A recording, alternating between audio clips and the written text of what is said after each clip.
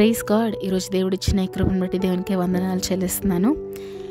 ఈరోజు అంశం ఏంటంటే, దేవుడు ఎవరిని బట్టి ఆనందిస్తున్నాడు, దేవునికి ఏది సంతోషము కలిగిస్తుంది, ఇది మనం తెలుసుకోవడానికి ప్రయత్నిద్దాము. సామెతలు 15వ అధ్యాయము 4వ వచనం నుండి.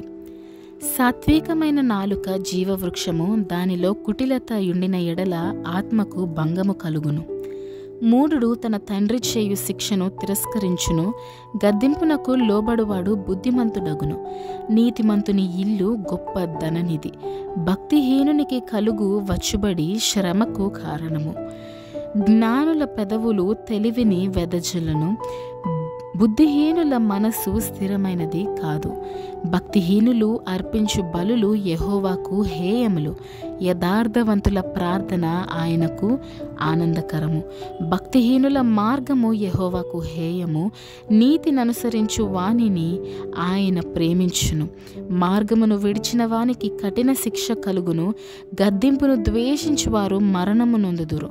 పాతాళమునకు అగాధ కూపమునకు యెహోవాకు కనబడుచున్నవి, నరుల హృదయములు మరీ తేటగా ఆయనకు కనబడును కదా. ఇక్కడ మనం చూసినట్టయితే దేవుడు దేని యందు ఆనందిస్తున్నాడు అనంటే, యథార్థంగా జీవించే వారిని బట్టి దేవుడు ఆనందిస్తున్నాడు. యథార్థవంతుల ప్రార్థన ఆయనకు ఆనందకరము అనంట. అంటే ఇప్పుడు యథార్థంగా జీవించడము అనంటే ఏంటి? దేవుడు ఇచ్చిన ఆజ్ఞలను పాటించడము. మొదటి ఆజ్ఞ దేవుడు మనకు దయచేసినది ఏంటండి? నీ తండ్రిని తల్లిని సన్మానించుము అని అంటున్నాడు. పై వచనాల్లో మనం చూసుకున్నట్లయితే, మూఢుడు తన తండ్రి చేయు శిక్షను తిరస్కరించును, గద్దింపునకు లోబడువాడు బుద్ధిమంతుడగును. దేవుడికి ఇష్టము లేనిది ఏంటి? తల్లిదండ్రిని తిరస్కరించడము. అంటే దేవుని బిడ్డలుగా పిలువబడే ప్రజల నుండి దేవుడు ఆశించేది ఏంటంటే, లోబడి ఉండే తత్వము. అది తల్లిదండ్రులకే కావచ్చు, పెద్దలకే కావచ్చు, మొదటిగా దేవునికి కూడా. మనము దేవునికి లోబడి ఉండే తత్వము కలిగి ఉండాలి. దేవుడు ఒక మాట చెప్తున్నాడు అని అంటే మనము దానిని శిరస వహించి, దేవా నువ్వు చెప్తున్నావు కాబట్టి నేను చేస్తాను అని చెప్పి దేవునికి లోబడి ఉండే తత్వము మన దగ్గర దేవుడు ఆశిస్తున్నాడు. ఎవరైతే దేవునిని వెతుకుతారో అని చెప్పి దేవుడు దివారాత్రంలో ఆయన వెతుకుతున్నాడు. ఎవరన్నా ఉన్నారా ఈ భూలోకం మీద నన్ను వెతికేవారు, నాకు లోబడేవారు, నేను మాట్లాడడానికి సిద్ధంగా ఉన్నా, నా దగ్గర నుండి వినడానికి సిద్ధంగా ఉండేవారు ఎవరన్నా ఉన్నారా అని చెప్పి దేవుడు దివారాత్రంలో వెతుకుతున్నాడంట. ఈరోజు దేవునిని మహిమపరిచే జీవితం మనకుందా?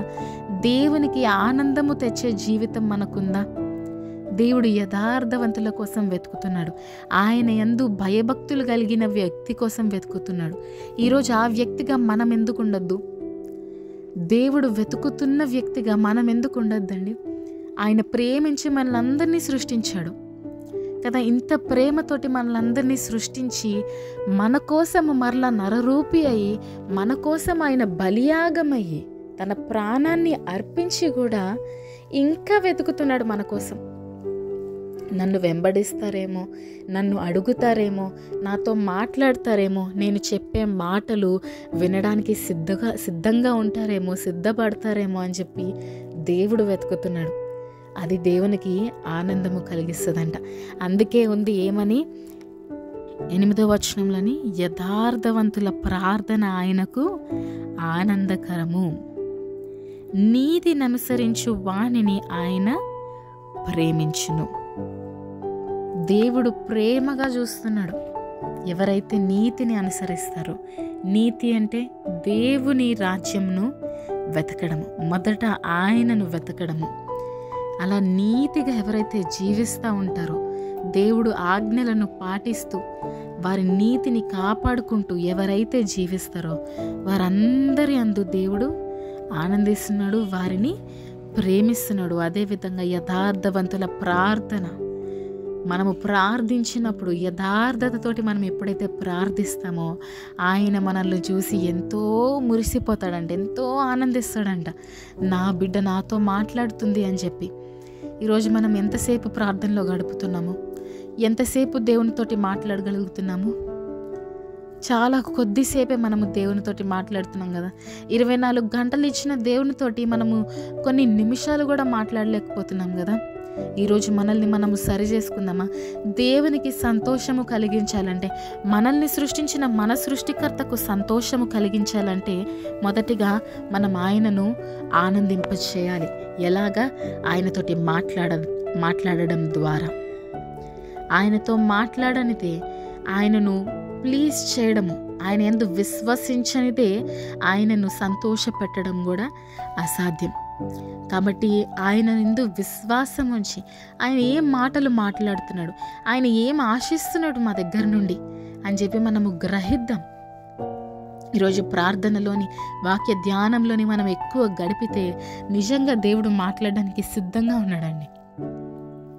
ప్రతి మాట కూడా దేవుడు మనకి తెలియపరుస్తున్నప్పుడు మనల్ని మనము సరి చేసుకుందాం. మనల్ని మనము దేవా నువ్వు నన్ను సరిదిద్దు ప్రభా, నన్ను సరిచేయి ప్రభా, నా వల్ల కాదు ఇదంతా చేయడం, కానీ నువ్వు చేస్తే, నువ్వు కార్యారంభం చేస్తే ప్రభా ఖచ్చితంగా ప్రభా నేను అంతం వరకు నిలబడగలుగుతాను అని చెప్పి దేవునినే సహాయం కోరే విధముగా మనం అందరం ఉండాలి.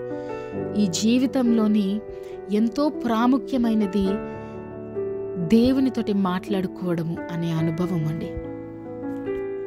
మేబీ తినడము ఈ లోకంలోని ఒక పార్ట్ ఏమో, మన జీవితంలో ఒక పార్ట్, ఒక భాగము. పడుకోవడము, లేవడము ఇవన్నీ మన జీవితంలోని ఒక భాగము అంతే. కానీ దేవుణ్ణి ఆరాధించడము, దేవుణ్ణి స్తుతించడము మన జీవితంలో ఒక భాగము కాదు, కానీ అదే మన జీవితముగా మారాలి. మనకి జీవితాన్ని ఇచ్చిన దేవునిని మనము ఆరాధించడము మన జీవితముగా మారాలండి. ఆ విధమైన జీవితం ఎవరికన్నా ఉందా అని చెప్పి దేవుడు ఆశిస్తున్నాడు.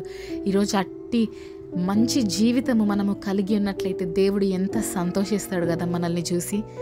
నన్ను స్తుతించడమే నా బిడ్డ కోరుతుంది, నన్ను ప్లీజ్ చేయడమే నా బిడ్డ కోరుతుంది అని చెప్పి మీ ప్రతి అవసరములను ఆయన ఎరిగి ఆయన ఆ అవసరాలన్నిటినీ కూడా తీర్చే దేవుడు. ఈరోజు నేను నీ పని చేస్తాను ప్రభా, నువ్వు నా పరిస్థితిని చూసుకుంటావు అని చెప్పి దేవునికి చెప్పే వారంగా మనం ఉన్నామా? లేకపోతే దేవా నేను నీ కష్టంలో ఉన్నాను, నాకు సహాయం చేయి, నాకు సహాయం చేయి అని చెప్పి మనము అదే విధంగా అదే ప్రార్థన చేస్తూ ఉన్నామా? లేకపోతే దేవా నేను నీ కోసం నిలబడతాను, నాకు వచ్చిన ఏ సమస్య అయినా, ఏ ఇబ్బంది అయినా, ఏ ఇరుకైనా, ఏ కష్టమైనా నువ్వు నా పక్షా నుండి పోరాడతావు అని చెప్పి నేను నమ్ముతున్నాను అని చెప్పి ప్రార్థన చేసేవారు ఉన్నారా? దేవుడు ఇలాంటి హృదయం కోసము వెతుకుతున్నాడండి. అందుకే యథార్థవంతుల ప్రార్థన, యథార్థ హృదయాలను దేవుడు లక్ష్య పెడుతున్నాడు. వారి ప్రార్థన అందు ఆయన ఆనందిస్తున్నాడు.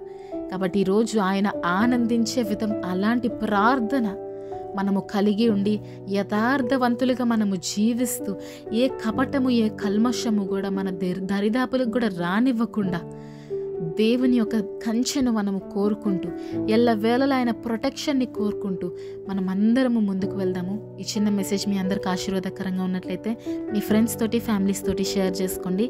Thank you. Praise the lord. Shalom.